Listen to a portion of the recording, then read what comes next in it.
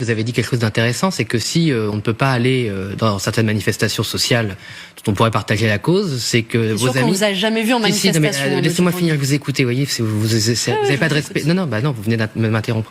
Donc quand j'ai voulu aller manifester avec mon suppléant qui a dirigé un syndicat salarié pendant 40 ans de sa vie, on s'est fait insulter, d'ailleurs avec des insultes homophobes par vos amis insoumis à Amiens. Donc effectivement, il y a un petit problème de tolérance dans vos rangs et votre capacité à toujours vouloir pourrir de l'intérieur tous les mouvements sociaux que vous touchez est dramatique, parce que moi je souhaite que les Françaises et les Français qui ont des préoccupations sociales, qui ont une colère légitime, des propositions à faire pour un ordre social, économique et fiscal, puissent le faire dans la paix, pacifiquement. Et c'est quand même moi je n'ai presque jamais connu depuis 20 ans de mouvements sociaux qui se passaient bien, où il n'y avait pas toujours une bande de casseurs qui gâchaient tout, des black blocs qui s'attaquaient aux forces de l'ordre, aux honnêtes de commerce. Il n'y a pas une rue dans Paris aujourd'hui, ou dans Amiens, j'ai presque fini, ou dans Amiens, où il n'y a pas les banques, un certain nombre de commerces qui doivent s'équiper en protection parce qu'ils savent qu'il va y avoir des incidents, et c'est dramatique. Et il y a une partie de la gauche qui ont conscience de ces violences et qui surtout les organisent pas, voire qui les déplorent pour la manif des retraites par exemple.